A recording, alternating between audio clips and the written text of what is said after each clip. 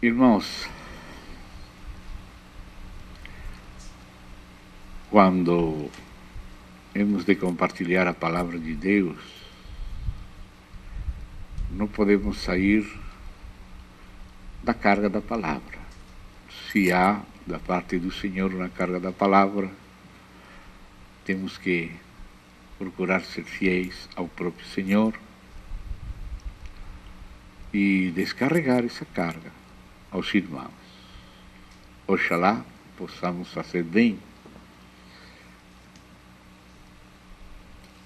Não quero falar dogmaticamente aos irmãos isto que vou falar, senão falo como um irmão falível. Há irmãos que também sei que se consideram falíveis.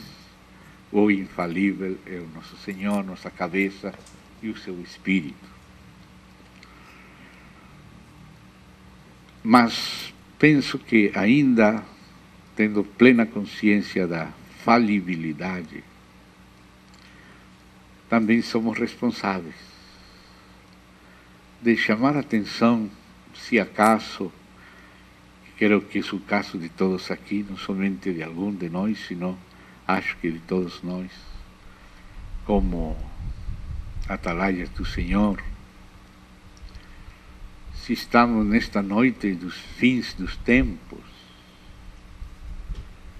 e estamos olhando a noite, e no meio da noite se está movimentando alguma coisa que não estamos muito seguros, mas podem ser os filisteus, podem ser mesmo, ou pode ser uma vaca que está movendo-se lá na escuridade e nós não sabemos se é uma vaca, e nós não sabemos o que vamos dizer os irmãos. Vamos dizer que são os filisteus, mas que tal que seja uma vaca? Vão rir todos quando encontremos aquela vaca. Não era os filisteus, era uma vaca. Mas que tal que se fossem os filisteus? Então que é melhor correr o risco de acordar esses irmãos, tem algo se movimentando aí na escuridade e precisamos colocar atenção, precisamos estar muito atentos aí, por se acaso, em verdade, são os filisteus. Quizá não estemos seguros absolutamente em todos os detalhes, mas seria melhor acordar e estar de olho, todos atentos, todos com os escudos, todos com as lanças, as espadas prontos. Não seja uma vaca que está aí pastando na escuridade e nós não estamos sabendo bem que é. Nesse sentido é que vou falar. O que gostaria de falar, não para impor, sino somente para chamar a atenção dos meus irmãos, para que meus irmãos também, por si mesmos, e juntos uns com os outros, nos ajudando e examinando juntos as coisas e as sinais dos tempos, podamos, com mais olhos, com mais coração, com mais entendimento, analisar juntos o que está acontecendo. Eu sei que sempre vamos falar em interpretações. Eu gostaria, seria meu grande desejo, reduzir ao mínimo as interpretações e procurar apresentar ao máximo os fatos. Nós somos responsáveis das interpretações, mas os fatos que não provêm de nós, sino que se apresentam diante de nós, se são fatos, temos que saber como lidar com eles. E eu gostaria conversar com os irmãos, que os irmãos à sua distância, sem engolir inteiros, senão ao contrário, analisando bem, pondo muita atenção nos seus espíritos ao próprio Senhor, porque o Senhor está em vossos espíritos. Vocês lá no espírito têm o Espírito do Senhor como um sinaleiro, assim como aquele pectoral de pedras preciosas chamado Urim Tumim, que significa luzes e perfeições. É como se fosse um sinaleiro. Luz verde, luz amarela, luz vermelha. E através disso podemos examinar juntos, já como bereanos. Amém? Considero meus irmãos, meus companheiros. Não quero impor nenhum tipo de interpretação na escola. Somente sou um membro entre irmãos, mas que considero que essa minha responsabilidade, pelo menos chamar a atenção que alguma coisa se está movendo no ambiente, que precisamos pôr mais atenção. E por causa do mesmo Senhor, por causa das palavras dEle, por causa da direção dEle na sua palavra, fazer esse seguimento que Ele mandou que fizéssemos. Não seja que, dormidos, não entendamos as sinais dos tempos e continuemos comendo, bebendo, nos casando, dando em casamento, comprando, vendendo, comerciando, sem entender até que o dilúvio carregue conosco. Claro que agora não vai vir um dilúvio de água. O Senhor prometeu que não haveria desse tipo de dilúvio agora, mas que viria o Senhor. E muitas pessoas estariam pensando que as coisas estavam demasiado longe. E isso tem acontecido muitas vezes na história da igreja, que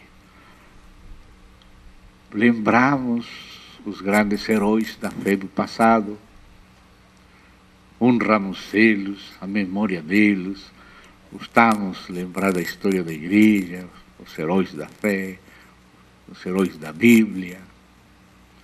E também estamos na espera das coisas do futuro, só que às vezes achamos que o futuro está muito distante. E não está tão distante como nós pensamos. Às vezes já está no meio de nós. Nós não temos percebido. Nós precisamos discernir o que acontece agora, o que está acontecendo agora no plano de Deus, para que nós possamos cooperar com Deus na hora certa, discernir as sinais dos tempos. Então, gostaria de apresentar duas classes de fatos, as próprias palavras de Deus, que são fatos, e chamar a atenção a alguns outros fatos, que são acontecimentos que têm se dado recentemente, que se estão dando agora mesmo, para que, diante desses dois fatos, o que a palavra diz, que esse é um fato, que ainda que nós não falemos, ela sigue falando, e se nós não falamos, as pedras vão falar. E os acontecimentos, como interpretar eles à luz da palavra. Aí, nessa parte, é que somos responsáveis, nós somos igreja. Então temos que conversar entre nós. Eu não quero conversar impondo uma interpretação, ainda que posso apresentar aos irmãos a minha opinião nesse tono, para que os irmãos julguem nela, se concordam ou não. Isso é o menos importante. O mais importante é que todos juntos estemos vindo aquilo que o Senhor diz em sua palavra, que estemos de olho naquilo. Então, realmente precisaria de muito tempo, mas vamos a usar aquele que o Senhor nos deu. Se meus irmãos querem me acompanhar a Mateus, onde ele, junto com Marcos e Lucas, registraram umas palavras do Senhor Jesus. Gostaria de ver algumas dessas palavras, pelo menos inicialmente em Mateus, sabendo que foram complementadas também nos outros evangelhos, onde acrescentam detalhes para completar o quadro. Todas essas variantes ou diferenças nos sinópticos vêm de Deus para completar o quadro, nunca para confundir, sino para completar e enriquecer. Mateus 24, depois do Senhor falar do que eles lhe mostravam daquele templo que Herodes tinha construído. Porque aquele templo que construiu Salomão, ele construiu segundo as medidas e os planos recebidos de Davi. E Davi, segundo... Obrigado. Davi, dizem crônicas, que ele recebeu de Deus aqueles planos. Então, aquela construção de 60 côvados por 20 de largura e 30 de altura, e suas formas foram recebidas da parte de Deus. E assim foram construídas por Salomão, filho de Davi. Porque Deus falou para Davi: Davi, você derramou muito sangue, você não vai me edificar casa, mas teu filho, o filho de Davi, ele me edificará casa. Então veio Salomão, filho de Davi, obrigado, irmão, e construiu o tabernáculo, mas sabemos que Salomão é só figura do verdadeiro filho de Davi. E o tabernáculo, o templo, já no caso de Salomão foi o templo, esse templo era a figura do verdadeiro templo, que é a casa de Deus, o corpo de Cristo. Então Salomão, edificando o templo, é uma figura de Cristo edificando a sua casa.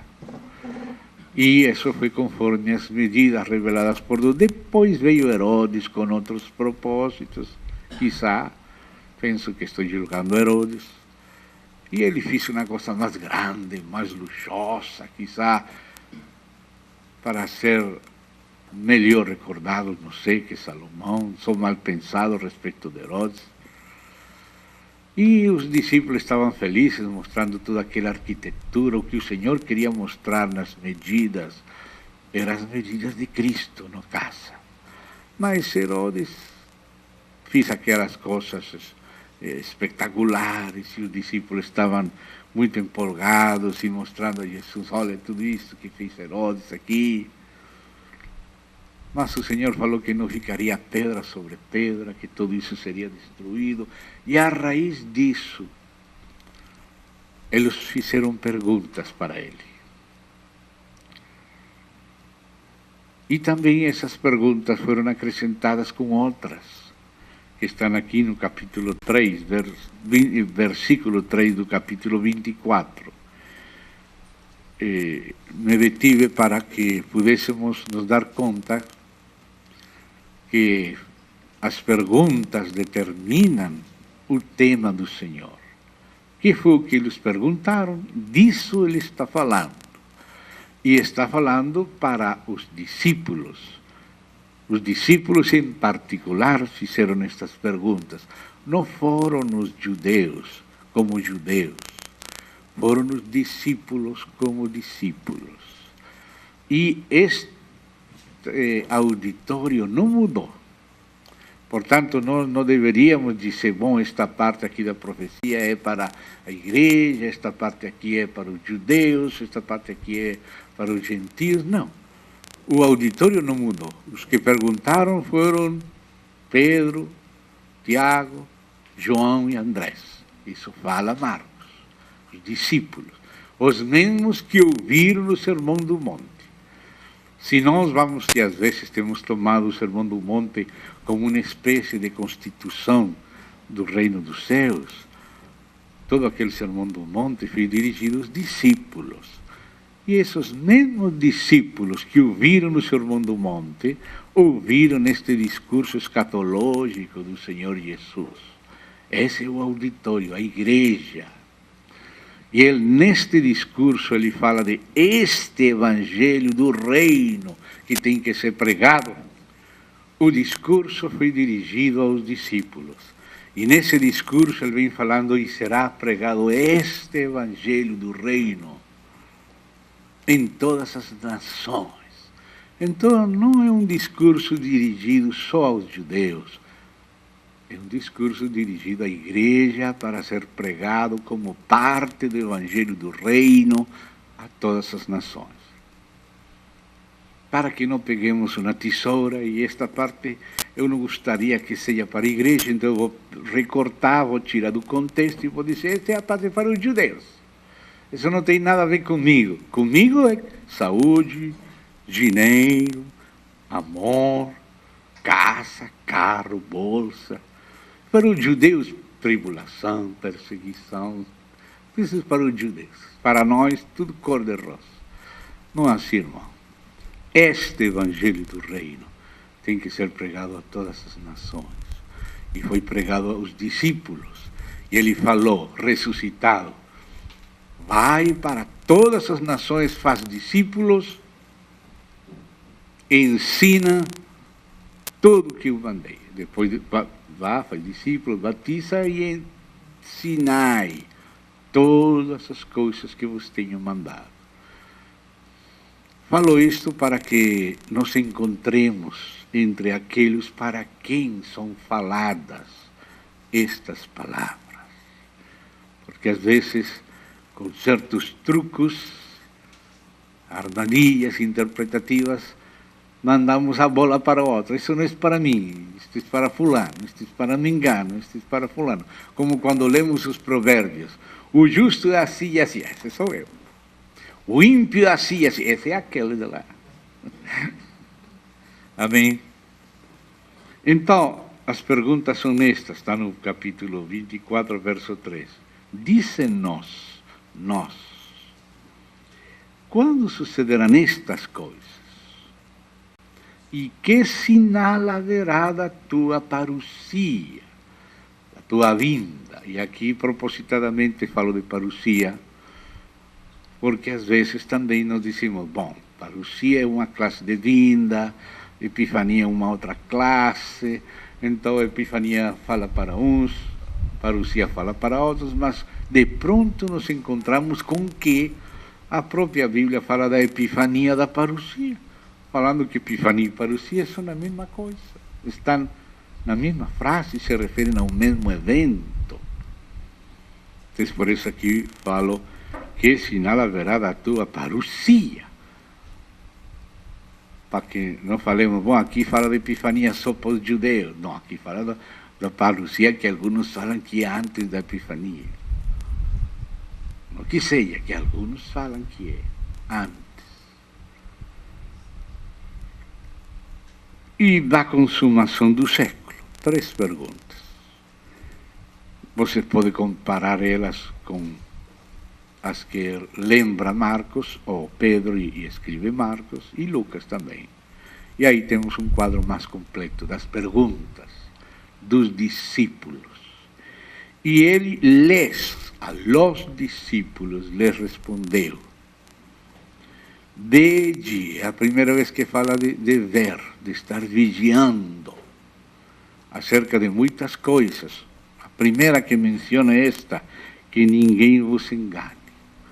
Porque somos enganados porque não estamos vendo, não estamos examinando atentamente. E o propósito aqui é examinar atentamente o que está acontecendo. Porque virão muitos em meu nome dizendo, eu sou o Cristo, e enganarão a muitos. Só nas estatísticas de Estados Unidos da América, ainda sem incluir Canadá e outros países, só Estados Unidos, e faz vários anos atrás, já havia uma lista como de 2.000 falsos cristos. Você pode acrescentar cada dia novos, quizá. E enganarão a muitos, e certamente ouvireis falar de guerras e rumores de guerras, segundo vede, não vos assusteis, porque é necessário assim acontecer, mas ainda não é o fim. Que a pergunta era pelas sinais da sua parousia e da consumação, ou seja, o fim do século, não no sentido de 100 anos, sino o fim da vida humana nesta maneira como estamos vivendo antes da segunda vinda de Cristo. Esse é o fim do século.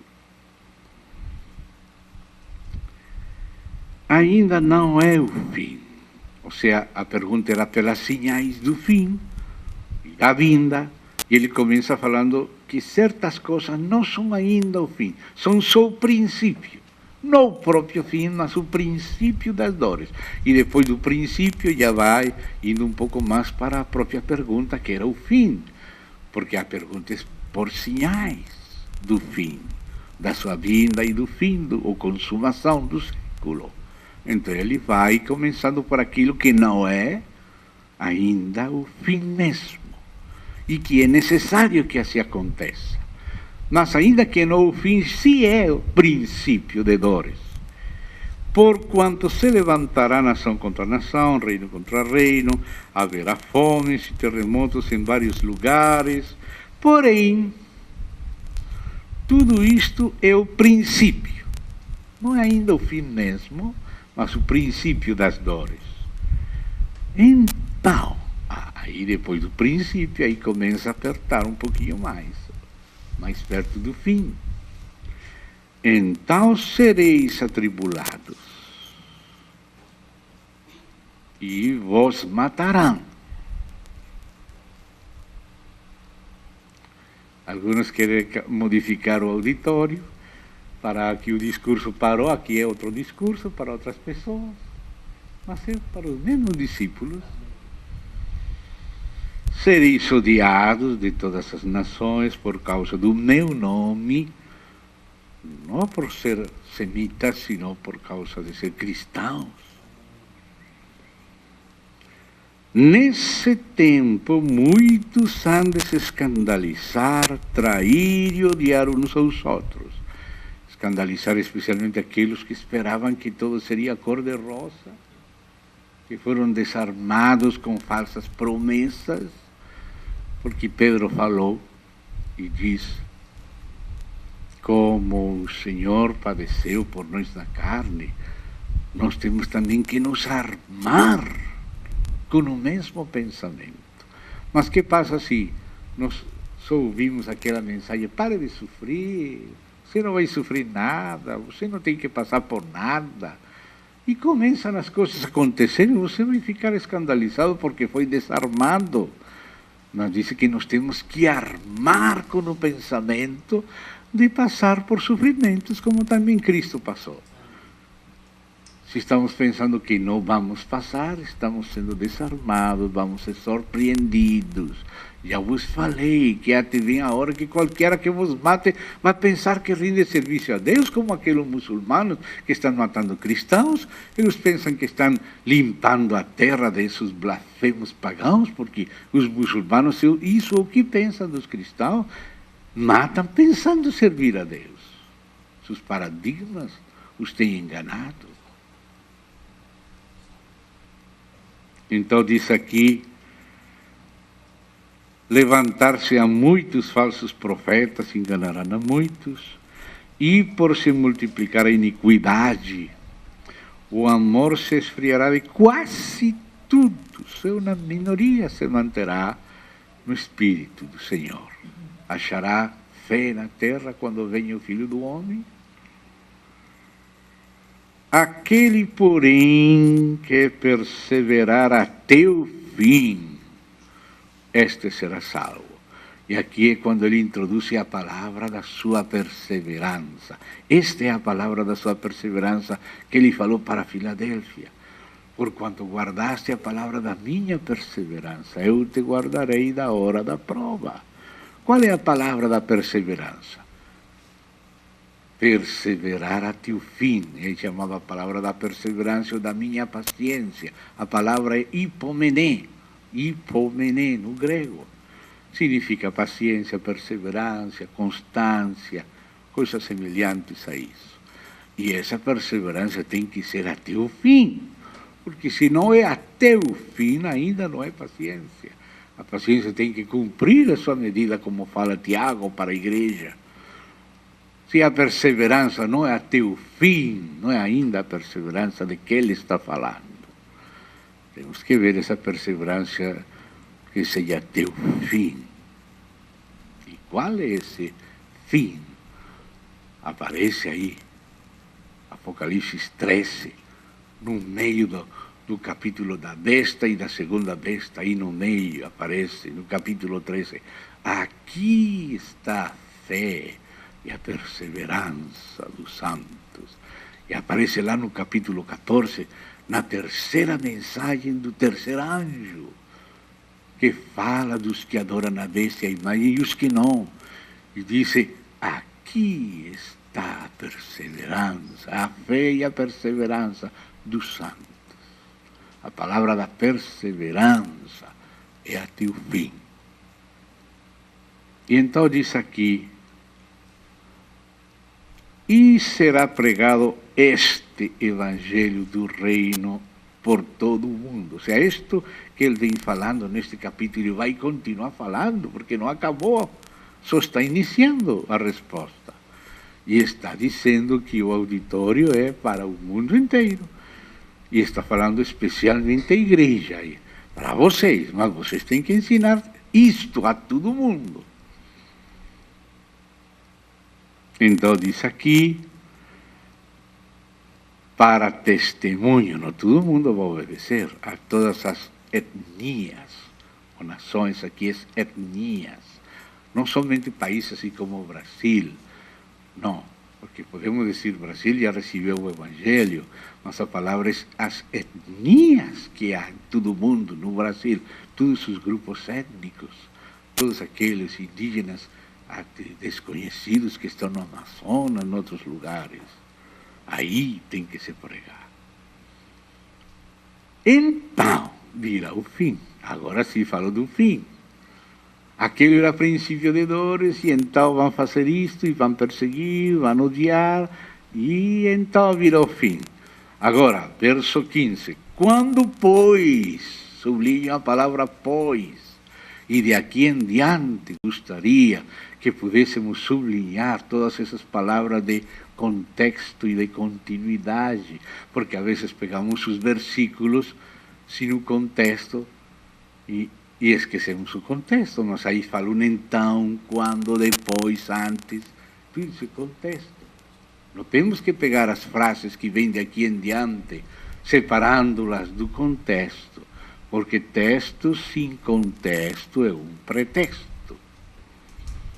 Então aqui o Senhor Jesus continua falando o mesmo discurso, e falando para o mesmo auditório, incluídos os do próprio fim, de todas as nações.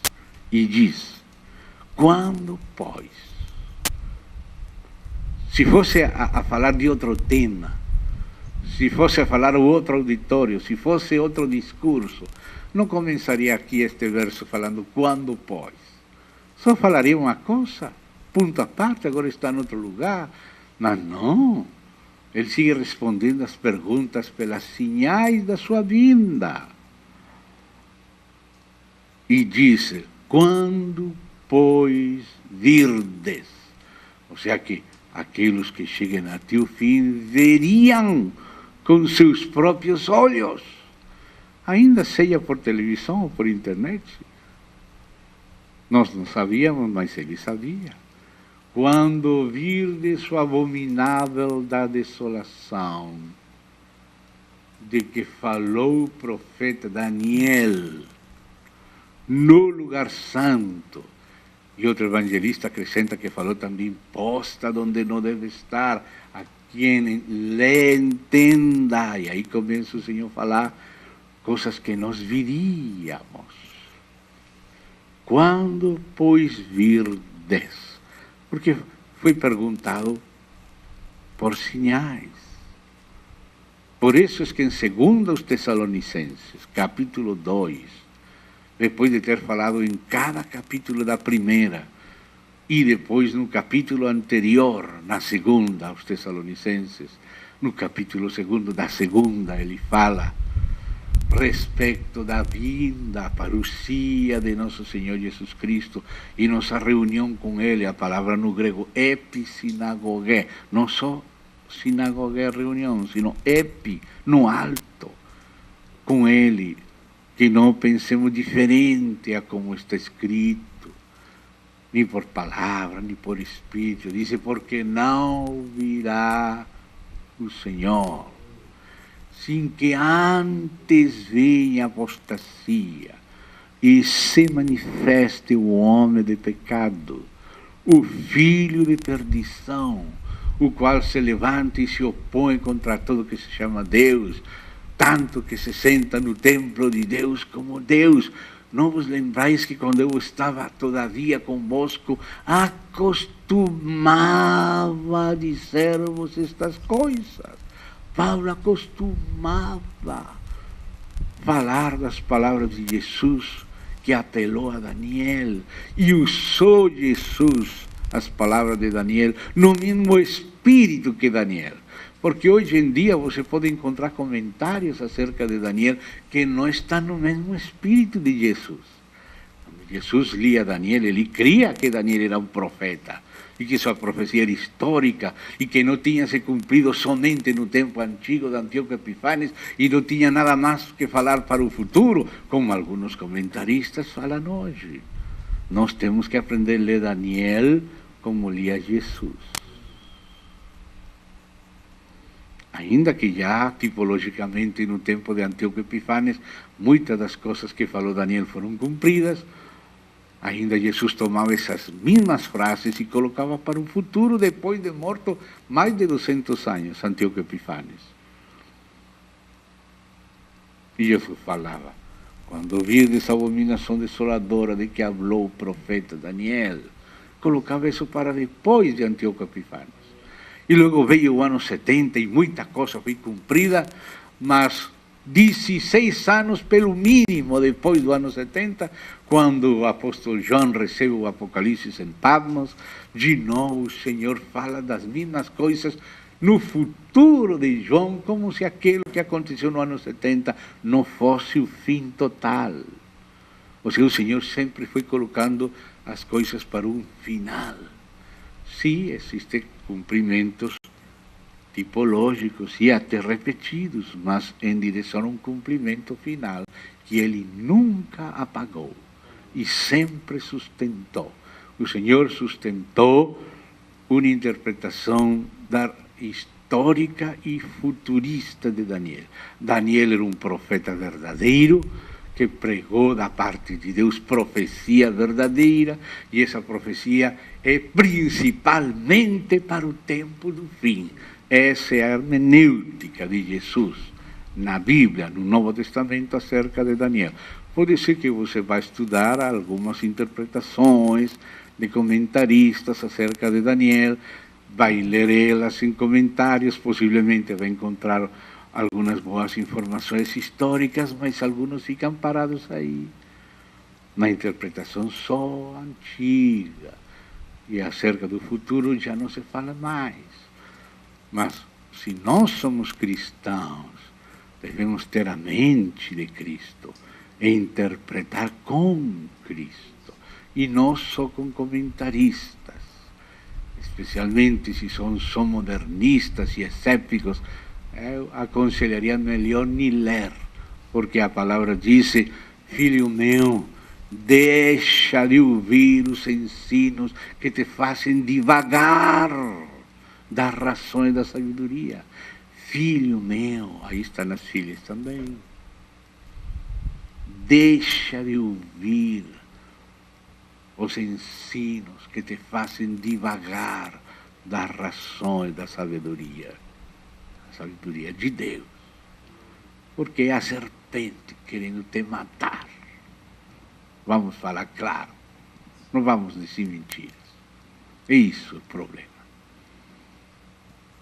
Então, aqui Jesus interpreta assim: quando, pois, aí está continuando, vamos no verso 15, virdes, ou seja, que a igreja viria, os que estão vivos no tempo do fim, veria a abominação desoladora, que se refere à imagem da besta. A besta receberá autoridade para governar sobre toda a tribo, povo, língua e nação por 42 meses, 3 anos e meio, uma grande tribulação no final, mas ela não nascerá no começo da tribulação. A pessoa vai nascer antes, vai ter uma certa vida, um certo preparo, um certo manejo um pouquinho antes de aparecer publicamente como seu último trabalho. Mas o Senhor está chamando a igreja a estar de olho no que acontece. Portanto, a igreja tem que ler e entender Daniel, o que falou o profeta Daniel.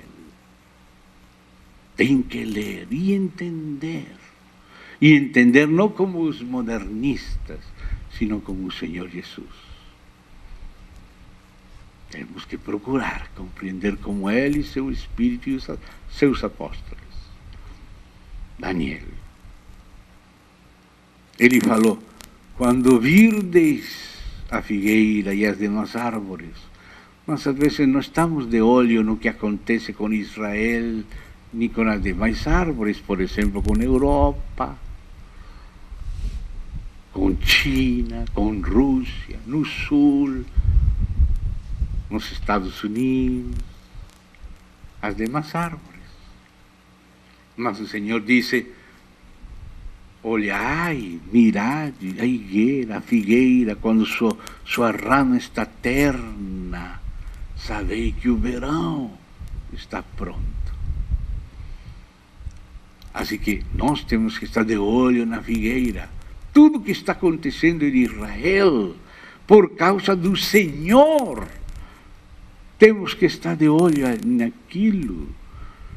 E com as relações de Israel com as demais nações, especialmente aquelas relações que fala Daniel. Isso não quer dizer que vamos tirar o solo do Senhor Jesus para dedicar-nos a pesquisar o anticristo, não. É por causa de pôr os olhos, os ouvidos no Senhor Jesus que Ele disse. Olha, como diz escrito, a revelação de quem? De Jesus Cristo. Que Deus lhe deu para manifestar a seus servos as coisas que devem acontecer em breve. Porque Ele é fiel. Ele fala com você acerca disto. Acaso vou ocultar a meu amigo Abraão o que eu vou fazer? Os demais não sabiam, mas Abraão sabia o que aconteceria com Sodoma e com Gomorra, porque era amigo. Não fará nada ao Senhor sem revelar seus segredos aos seus amigos, seus servos, os profetas. Então o Senhor sempre fala a seu povo. Por isso Ele coloca atalaias, e todos nós somos atalaias para nossos seres queridos, nossos amigos, nossos irmãos, as pessoas do meio onde Deus nos colocou. Mas se somos como cachorros que não ladram, o sangue das pessoas vai ser demandado de nossas mãos. Por isso eu prefiro me equivocar e achar, graças a Deus não era filisteu, só uma vaca, um falso susto aí que tivemos, mas glória a Deus, vamos comer assado. Mas se não era vaca, se eram filisteus, aí que está o problema. Amém? Ainda sem ser dogmático, temos que estar alertas e atentos. E esse é o propósito desta mensagem. Aí continua falando, mas não quero continuar esta parte, sino ir para Daniel. Se vocês me permitem ir alguns versos em Daniel, não temos o tempo de poder nos dedicar a ver mais a fundo, com mais implicações o assunto de Daniel, mas pelo menos vamos sair algumas palavras-chave, especialmente as que têm a ver com ferramentas que Deus nos dá para discernir os nossos próprios tempos. Não vamos nos deter, só vamos fazer uma menção acerca daquela parte da Babilônia antiga, da Pérsia e Média, da Grécia, e vamos aí freando um pouco e nos deter mais na parte de Roma, e dos finais de Roma, e o final mesmo. Aí é o tempo no qual Deus nos colocou a nós. Esse é o tempo que temos que estar entendendo com as ferramentas. E, portanto, temos que ler Daniel e entender e ter presentes as frases escritas em nosso coração, para que tudo que estemos vendo na televisão, no noticiário, nos jornais, o que falam os irmãos, estar examinando a luz da palavra de Deus com ela na mão, no coração e no entendimento. Às vezes temos estudado, graças a Deus, as figuras da estátua que viu Nabucodonosor. Não vou precisar entrar em todos esses detalhes, confio que você lembra nelas, mas alguns deles.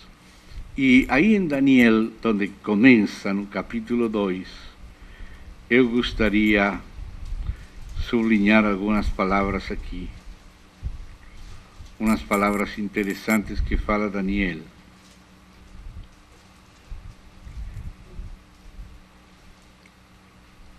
Verso 20. Aqui tem um canto que um irmão brasileiro, amigo meu, com que viajávamos juntos pelo Brasil e pelo Paraguai, ele colocou música nestas palavras de Daniel. E essa, vou cantar essas palavras de Daniel, só para lembrar melhor.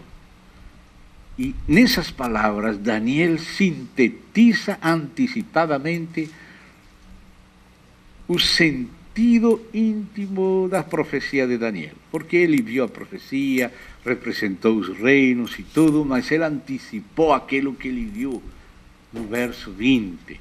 E esse verso 20 aí, creio que Alexandre me pode ajudar. Diz aqui: seja bendito o nome de Deus, de eternidade a eternidade, porque dele é a sabedoria e o poder.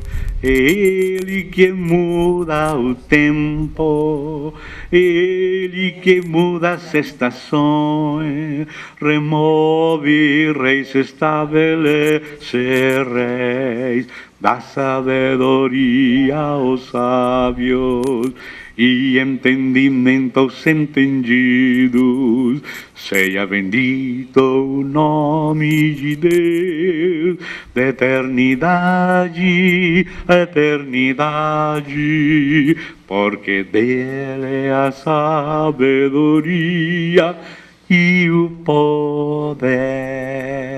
Aqui mostra duas coisas de Deus, que são Cristo.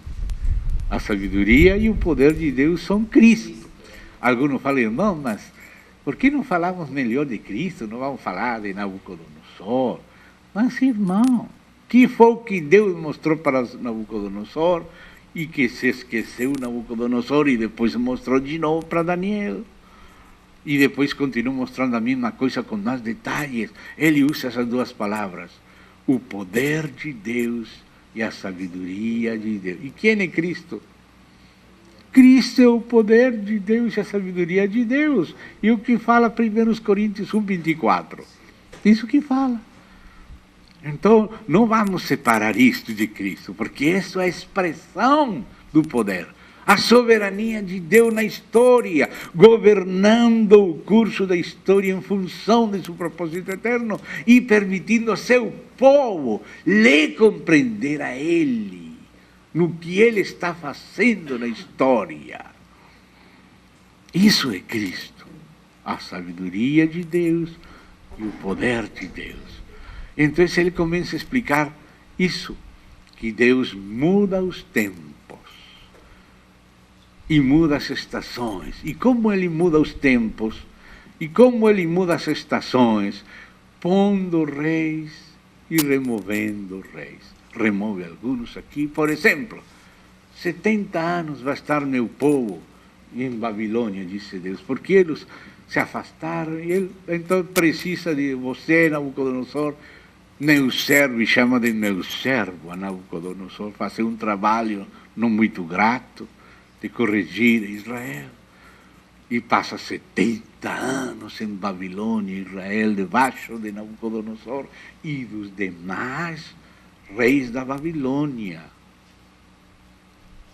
Mas depois Deus disse, agora vou fazer outro trabalho.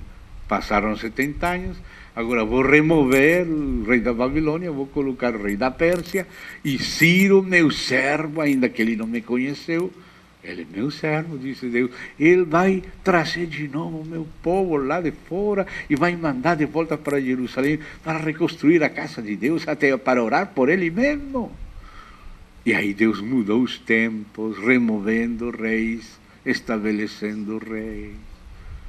Os tempos e as sinais dos tempos têm que ver com mudança de reis, de dinastias.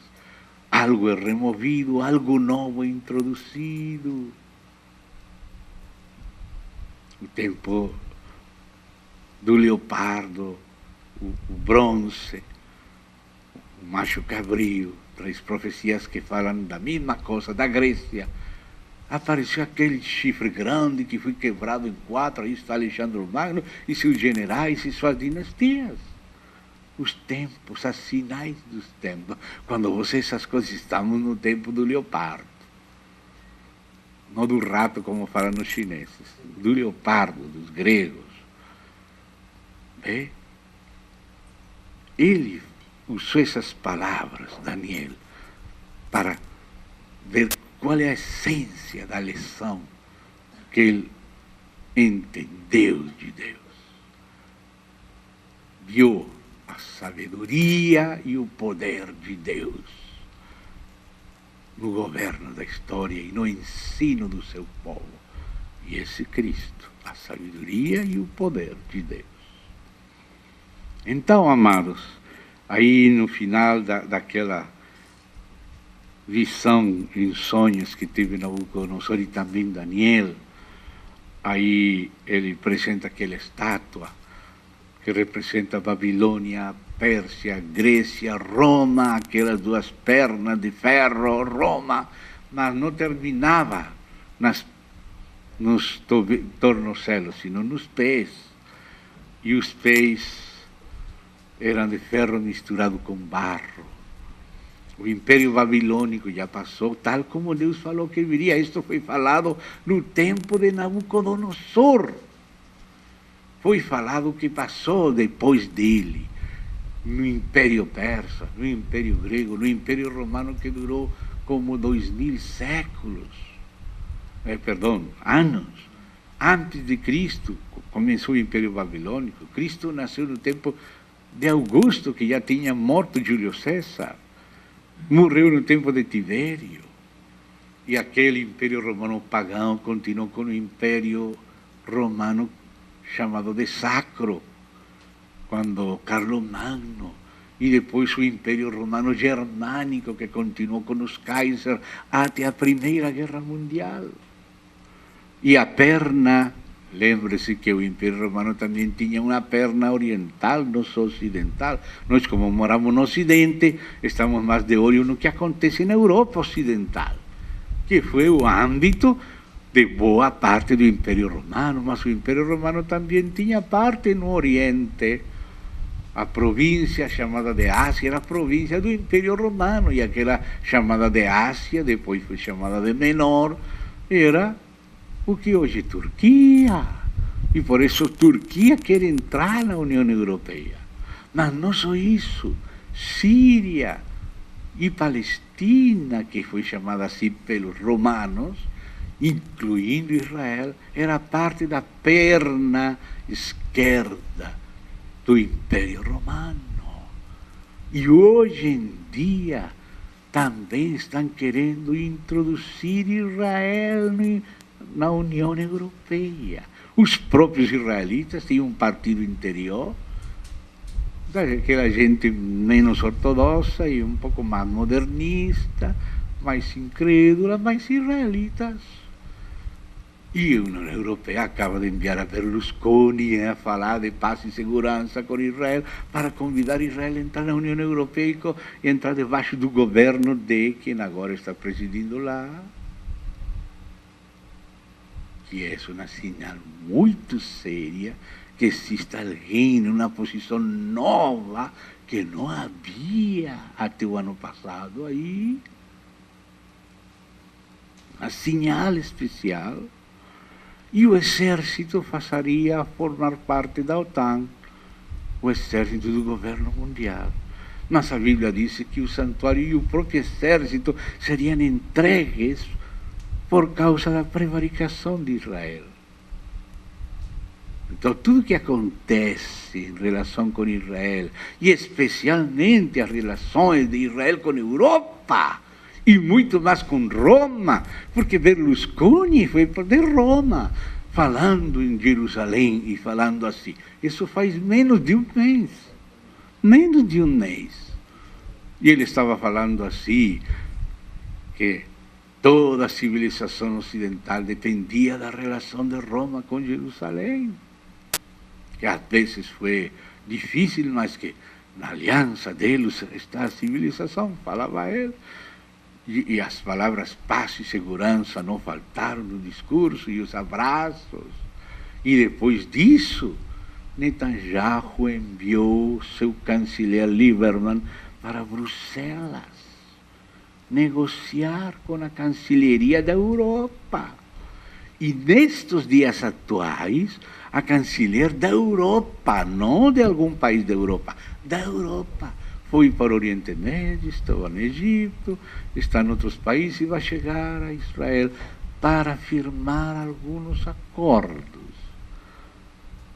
O que significam os acordos atuais de Israel com a Europa? Às vezes estamos vendo futebol e não estamos vendo isto.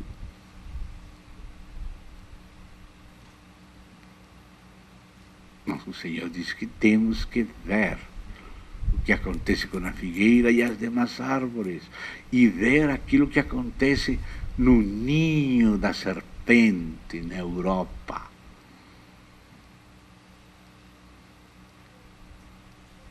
Então, o final, depois daquelas duas pernas, entramos no século XX, porque as duas descendências do que foi o Império Romano Ocidental e Oriental terminou na Primeira Guerra Mundial. Aí terminou a linha dos Kaiser, do Império Romano Germânico, e também o Império Bizantino, que foi continuado pelo Otomano. O último califa também na Primeira Guerra Mundial acabou. O século XX começou com os pés da estátua de Daniel, ferro com barro, a União Europeia. Como começou a União Europeia? Primeiro, antes de política econômica. Comunidade Econômica Europeia do Aço e do Carvão. Não era assim? E qual é o principal elemento do aço? O ferro. E o principal elemento do carvão? O barro. Aí, na Europa, está os pés da estátua. E depois, então, veio o Tratado de Roma, pelo Clube de Roma, inspirada pelo Vaticano, utilizando o jesuíta Ratzinger, não Ratzinger, Ratzinger, que foi o mesmo que movimentou ao príncipe Bernardo para criar os Bilderberger, que em busca de um governo mundial, unindo as pessoas da monarquia e da elite econômica, etc., do mundo. Então, o que diz a Escritura? Que aqueles 2 pés, que têm 10 dedos, seria um reino dividido. Irmão, que sabedoria de Deus em 3 palavras. Radiografar toda a história da Europa. Todos são princípios internos de nacionalismo e federalismo que são contrários, mas que estão em tensão mútua, que são a identidade da Europa. Deus retratou com 3 palavras. Um reino, falou que mas dividido, que se juntam por meio de alianças humanas, matrimônios, casamentos, mas não conseguem ser um só país, siguen divididos, mas ao mesmo tempo é um reino, el reino forte e frágil, dividido e ao mesmo tempo um. Não é uma radiografia da Europa, irmãos? Não é só Europa? Às vezes temos que ler livros assim grossos explicando distintos tratados de como se foi formando a União Europeia. Pelo Tratado de Roma se estabeleceu a União Europeia política com 10 países, 10.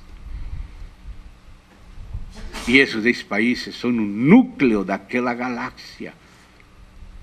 Mas agora, aquela galáxia está arrastando aqueles países que estão naquelas caudas da galáxia, naqueles braços espirais. Agora já vão 27 engolidos, mas a Bíblia diz que toda tribo, povo, língua e nação vai ser engolida. O último que estava lendo acerca do presidente atual da Europa, que estava lendo antes desta reunião aqui, 1 hora aqui, antes da reunião, era que a Europa era o embrião do governo mundial. Estava ensinando isso aos europeus. E fiz um poema que disse: os pássaros estão em concerto, mas um deles canta mais que todos os outros. Fala muito esse poema. Os pássaros estão em concerto, mas um desses pássaros está cantando mais que todos os outros. É aquele chifre pequeno que surge entre os 10.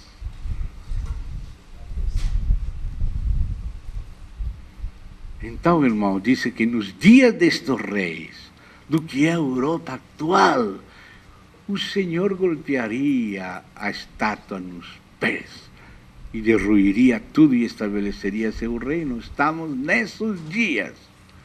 Mas no capítulo 7, quando fala das bestas, vou saltar lá, estou chamando sua atenção àquelas partes mais importantes.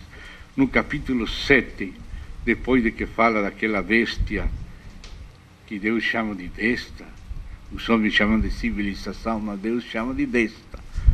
Civilização é outra coisa. Civilização é a Trindade. Como tu, ó Pai, em mim e eu em ti, que eles sejam um em nós. Isso é civilização. Mas Roma é uma besta espantosa e terrível aos olhos da palavra de Deus. Mas aí aparece Babilônia, né? Com suas asas, dos assírios, dos caldeus, os aliados que formaram o Império Babilônico. Vem aquele urso, alçando um costado mais que o outro, no capítulo 7, que é o Império Medo-Persa, e como os persas eram mais fortes, o urso se alçava mais de um costado, e vem aquele leopardo que era a Grécia, com 4 asas e com 4 cabeças, que foram os generais de Alexandre Magno, e as dinastias que vieram trazê-los. E por fim chegamos no capítulo 7, verso 7, e aparece essa última besta, que é o Império Romano, que diz que somente eram 4 bestas antes do reino de Deus. Só que a última besta tinha, no último momento, 10 chifres que entregariam seu poder a um. E aí depois vem o Senhor. Então no 7:7 habla dessa 4ª besta. Depois disto, ou seja, depois do verso 6, que fala do Império Grego, eu continuo olhando nas visões da noite, e eis aqui o 4º animal terrível. Oh, como Deus fala de Roma. Animal terrível, espantoso. Não sou somente eu, meu pai era italiano também. Sobre modo forte, o qual tinha grandes dentes de ferro. Olha, irmão, esta mesma frase, dentes grandes de ferro, foi a que utilizou agora, faz pouco tempo, Bento XVI, na última encíclica, chamada Caritas Est. Ele falou que a Europa tinha que sacar suas garras de ferro e liderar um processo de globalização mundial e estabelecer um governo mundial. O Papa falou isso. E na base da exegese dessa encíclica e as anteriores encíclicas sociais papais, o atual presidente da Europa se baseou nelas para se introduzir na globalização, na mundialização, no liderazgo dela, político. Já falou do governo mundial, não como ideólogo só, mas como governante Então disse o seguinte aqui, irmãos, capítulo 7. Devorava, não? Pisava o espesso que sovejava, era diferente de todos os animais que apareceram antes dele. E olhe como termina o capítulo 7, verso 7. E tinha 10 chifres. Quem tinha 10 chifres? A quarta besta, que era o Império Romano. Ou seja, que é da última, porque aqui mesmo você vê, no mesmo capítulo, verso 17, estes grandes animais, que são quatro reis que se levantarão da terra. E depois que vem, mas os santos do Altíssimo receberão o reino. Ou seja, depois vem o santo do Altíssimo, depois do quarto. Ou seja, que 4 reis não quer dizer 4 pessoas, sino 4 reis. Por exemplo, Nabucodonosor I era o rei da Babilônia. Nabucodonosor II era o rei da Babilônia. Nabonido era o rei da Babilônia. Evil-Merodach era o rei da Babilônia. Belsassar era o rei da Babilônia. Mas Deus mudou os tempos. Remove reis, estabelece rei. Agora vem Ciro Persa. Esse era o rei da Pérsia. E Cambises, seu filho, o rei da Pérsia. E aquele que assumiu depois dele, Esmerdis-Bardillo, rei da Pérsia. E aquele que recuperou o trono, Dario Estácio, rei da Pérsia. Dario Persa, Xerxes, Artaxerxes, Assuero, rei da Pérsia. Muitas pessoas, um rei. Um império de muitas pessoas, mas com um posto de governância. Depois vem Alexandre Magno e os demais, o rei da Grécia. Depois vem Júlio César, Augusto, Tibério, Cláudio, Calígula, Nero. E os demais depois de Nero, Domiciano, Diocleciano, Valeriano, Vespasiano, etc., etc., etc., Constantino, Constâncio, Teodósio e todos os demais, até chegar ao século XX, Primeira Guerra Mundial, aí pararam só. Terrível besta, nunca um império durou tanto tempo, quase 2000 anos. O Império Romano. Mas no final, diz aqui, tinha 10 chifres.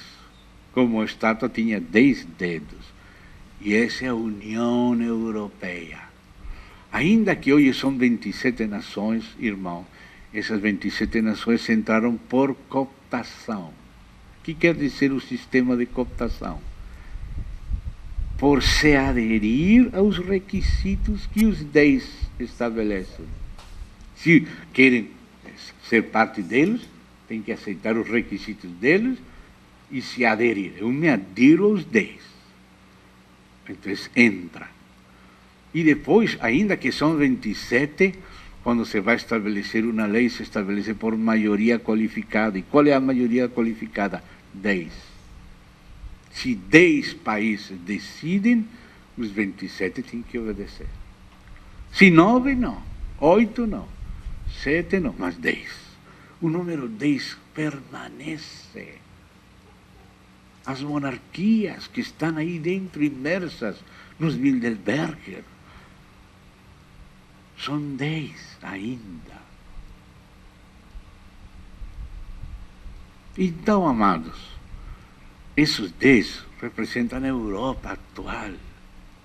Por isso que tinha e ainda tem uma presidência rotativa de 6 meses por ordem alfabético. Não é um só, sino são todos eles girando. Mas, o que diz o verso 8? Irmão, por favor, vamos discernir as sinais dos tempos. Em que tempo estamos? Que diz o capítulo 7, verso 8? Estando eu a observar os chifres. Será que você observa os chifres? Será que você coloca atenção no que está passando na Europa? Olha o que diz aqui. Estando eu a observar os chifres, eis que entre eles subiu outro pequeno. Já no início era pequeno.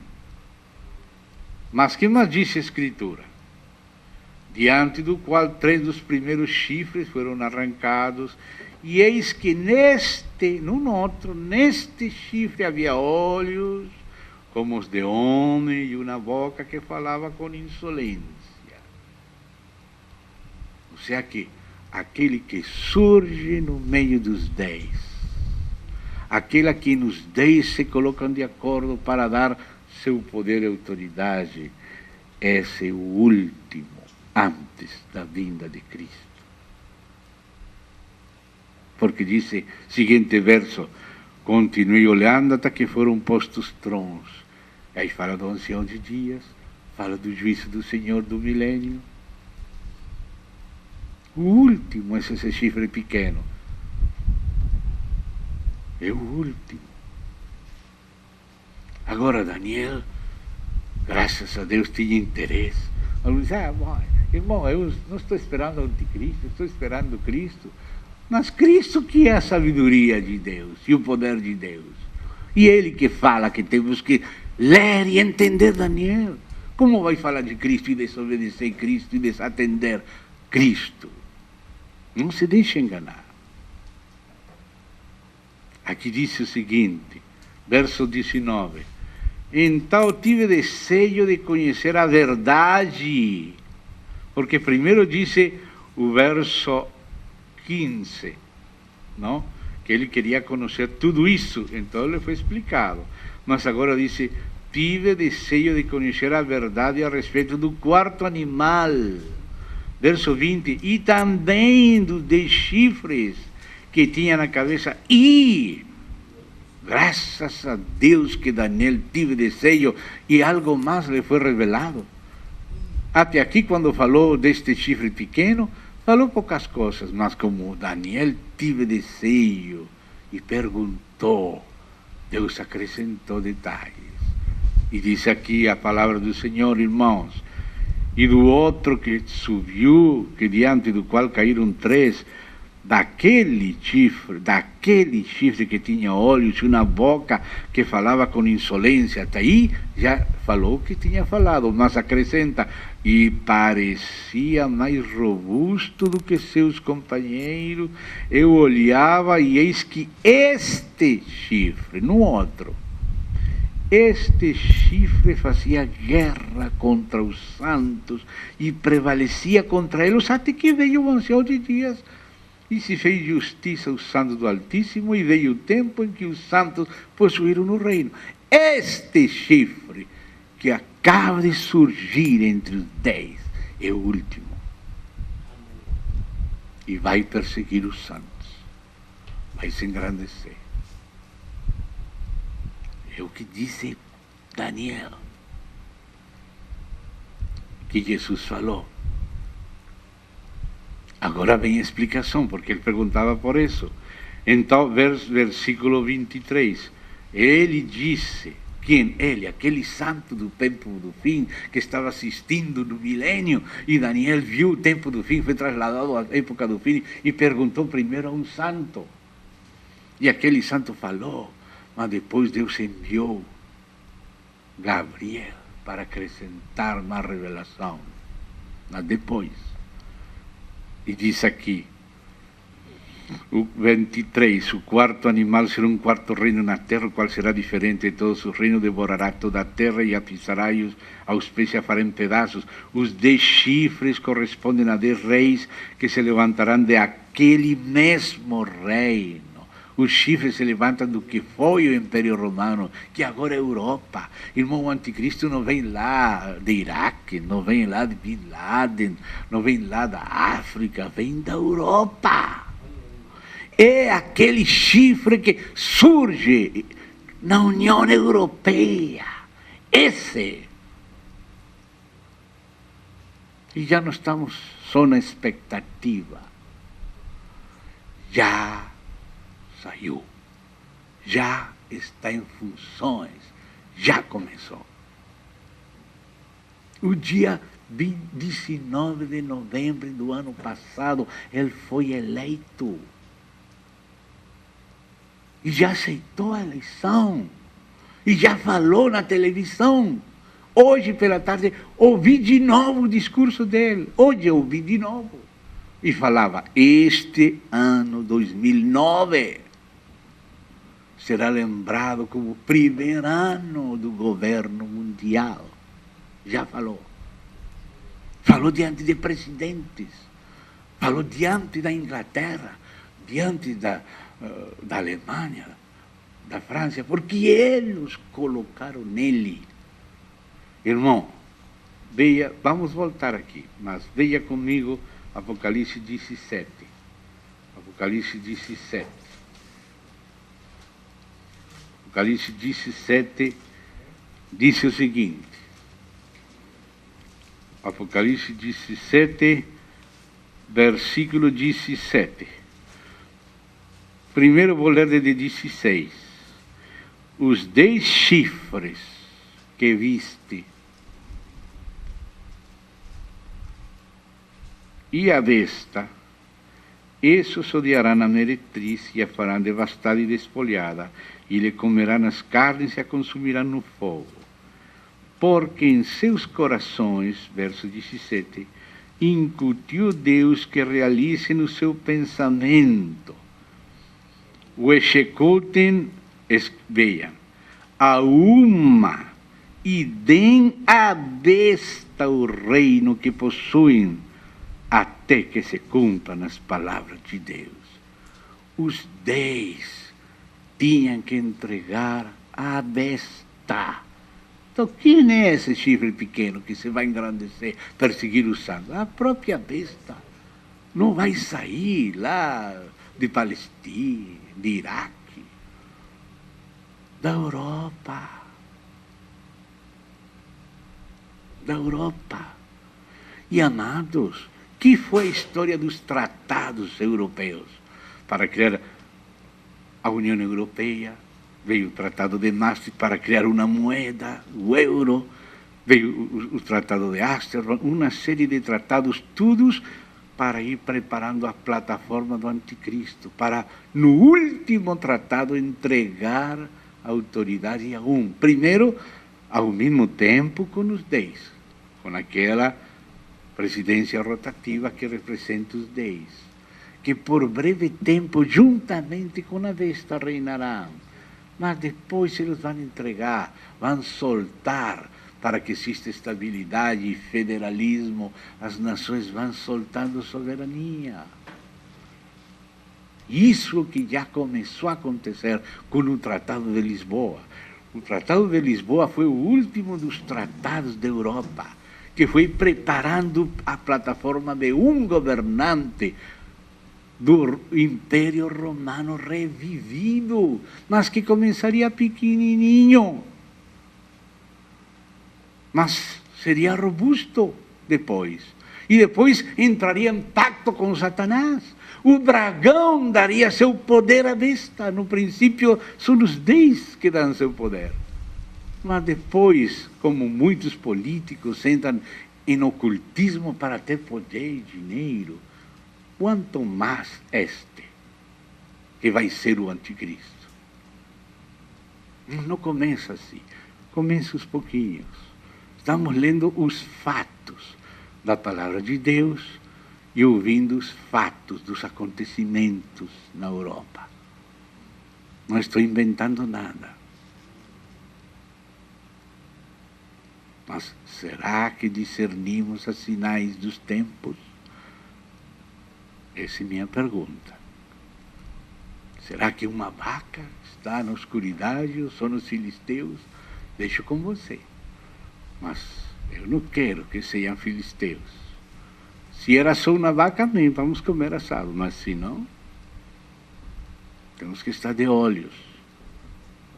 Então, irmão, voltamos a Daniel capítulo 7. Então diz o verso 24 do 7. Os 10 chifres correspondem a 10 reis que se levantarão daquele mesmo reino, e depois se levantará outro, o qual será diferente dos primeiros, e abaterá 3 reis. O verso anterior diz: diante dele serão arrancados 3, diante dele, porque havia 4 candidatos, 4, e os 4 eram autoridades.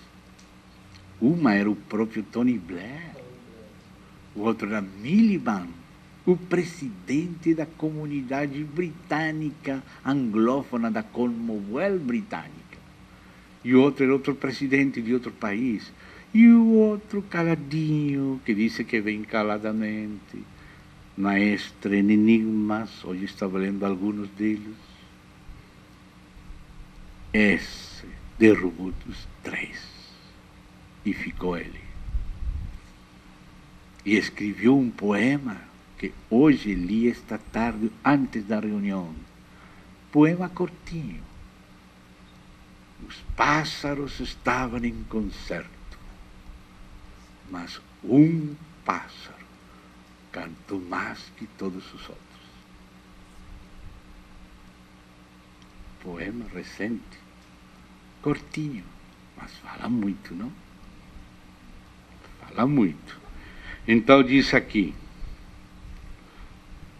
25 de Daniel 7, proferirá palavras contra o Altíssimo, magoará os santos do Altíssimo, cuidará em mudar os tempos e a lei, os tempos, os sinais, mas ele está falando do G20, do pacto com Rússia, com China, com Brasil, com Sudáfrica, com Turquia, etc.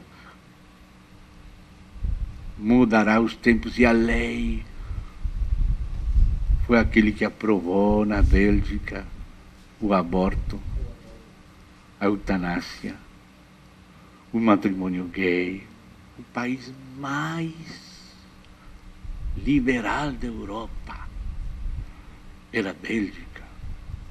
O primeiro que mandou colocar essa vacina perigosa que está sendo denunciada. Ele que está falando do governo mundial, tenho lido vários discursos dele. Nós estamos falando como antes, que falavam, algum dia vai surgir alguém, algum dia o Império Romano vai ser, algum dia os governos da Europa vão entregar sua autoridade a um. Não é algum dia. Já é.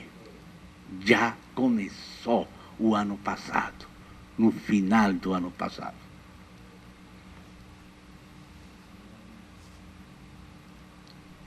Então disse, mudará, cuidará em mudar os tempos e a lei, e os santos lhe serão entregues nas mãos por um tempo, 2 tempos e metade de um tempo, ou seja, 3 anos e meio da grande tribulação.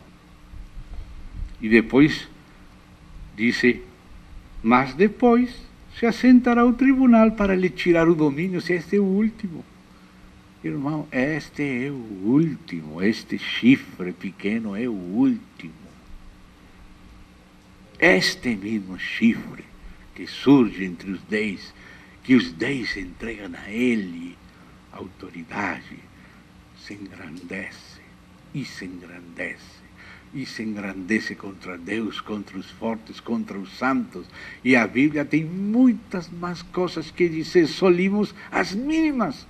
Porque o tempo não dá para entrar com detalhes no 8, no 9, no 10, no 11, no 12, depois nos Evangelhos, nas Epístolas, no Apocalipse. Estamos só começando a ler pedacinhos de Daniel. Mas Deus fala muito destas pessoas, desses 10 e desse chifre que surge entre eles. E também fala da relação que tem com o que acontece em Israel. E em Israel, irmão, está acontecendo algo que tem que acontecer para que o anticristo comece a grande tribulação. Daniel capítulo 9, verso 27, diz que o anticristo tirará o contínuo sacrifício e estabelecerá a abominação desoladora por a segunda parte da última semana de anos, das 70 septenários que Deus prometeu nessa profecia, para com Israel e Jerusalém. Mas qual é a sinal? Tirar o contínuo sacrifício. Qual é a sinal? Como disse depois o próprio Daniel 8 e Daniel 11. E depois Paulo, baseado em Daniel e em Jesus, disse: se sentará no templo de Deus como Deus, fazendo-se passar por Deus. Para sentar-se no templo de Deus, o templo de Deus tem que ser restaurado. E antes de que o templo seja restaurado, tem que ser restaurado o altar e o sacrifício. Lembre-se quando o segundo templo foi restaurado, livro de Esdras, capítulo 3. Foi restaurado o altar, depois se colocou o fundamento do templo, e depois, no meio de dificuldades e angústias e guerra, com uma mão o palustre, com a outra mão a espada, levantaram o templo. Mas antes de levantar o templo, tem que começar pelo altar e pelo sacrifício. E o primeiro sacrifício é a Páscoa. Irmão querido, e sabe quando é a Páscoa? A próxima semana.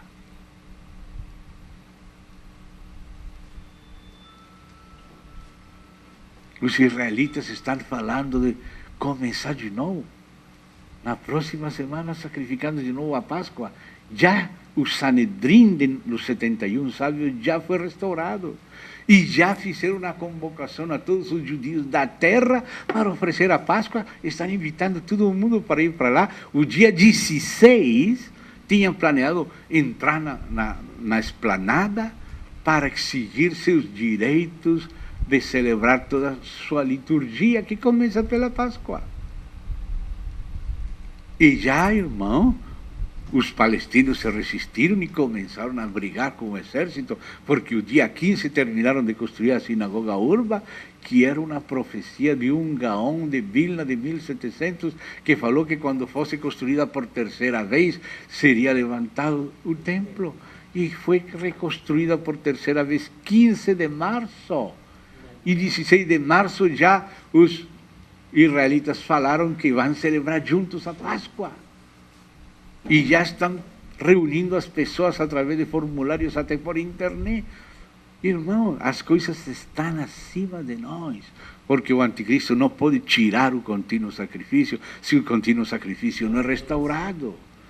Mas todos os israelitas ortodoxos, a maioria deles, estão interessados e estão nestes dias. Você tem que estar de olho o que está acontecendo agora, nestes dias em Jerusalém. Tudo que tem a ver com o sacrifício, com levantar o templo. Nós temos que ver a figueira. Da figueira aprendei a parábola. Quando a figueira brota, seu ramo está terno. Sabei que o verão chegou. O reino está na esquina. Então, amado, estas coisas estão dando. A Bíblia diz que o próprio santuário e o próprio exército seria entregue por causa da transgressão de Israel. Jesus falou: eu vim em nome do meu Pai, não me recebis, outro virá em seu próprio nome, esse recebireis. E que fala Zacarias 11 de 2 pastores, o primeiro, que é o bom pastor, que não foi recebido, que foi vendido por 30 peças de prata, e depois que fala o mesmo capítulo de um outro pastor insensato, que não busca as perdidas, as pobres, sino que gusta comer a carne da gorda, esse que eles vão receber. E o próprio parlamento de Israel tem gente que é israelita, mas não é bíblica, que estão propondo Israel se unir à União Europeia. O que acontece se Israel se une à União Europeia? Como pedem alguns em Israel, como pede a própria União Europeia. Como já foi enviado o canciller para firmar o pacto em Bruxelas, e agora a canciller da Europa já está no Meio Oriente nestes dias. O que acontece, irmão? Se Israel entra na União Europeia, vai ficar debaixo dessa personagem. E o exército vai fazer parte da OTAN. E aí o exército e o santuário serão entregues, como diz a profecia em Daniel 8 e em Daniel 11. Então, irmão, estamos mais tarde do que imaginamos. Irmão, o dia que é tirado o contínuo sacrifício, esse dia começa a grande tribulação, que é a segunda parte da última semana. E o dia que começa a celebrar-se o sacrifício, que o que nestes dias eles estão procurando e temos que estar de olho, esse dia começa a contabilizar 2.300 tardes e manhãs que estão dentro da última semana de ano de Daniel. Então, irmão, o que antes era doutrina escatológica, quem sabe de quando, agora são eventos que nos estão rodeando. Me compreende, irmãos? Oxalá, se eu estivesse equivocado e era uma vaca e não eram os filisteus. Mas, se são os filisteus, eu prefiro ser um cachorro que ladra e não um cachorro que dorme. Amém, irmãos? Eu não sou dogmático, mas quero chamar a atenção dos irmãos. E todos juntos, pesquisar, nos informar, estar sabendo o que está acontecendo, porque somos o povo de Deus. Vou ter que parar aqui, sem poder entrar nos outros detalhes, porque o tempo já não dá, já são 10 horas. Então vamos orar ao Senhor, vamos deixar isto nas mãos dele, vamos pedir que ele nos esclareça mais, que ele acrescente mais, vamos pesquisar cada um responsavelmente por si mesmo e vamos conversar entre nós, vamos nos informar, vamos analisar juntos. Mas não vamos dormir, vamos vigiar. Em nome do Senhor Jesus. Querido Pai, te damos graças esta oportunidade que nos deste de considerar este aspecto. Não é toda a tua palavra, toda ela é apreciada por nós. Nós estamos neste tempo, é hora desta tua palavra.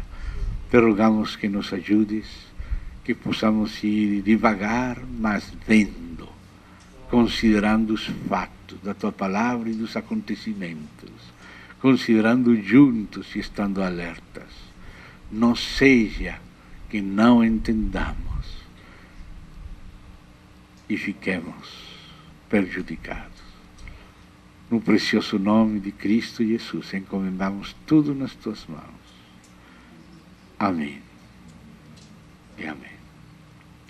Obrigado, irmão.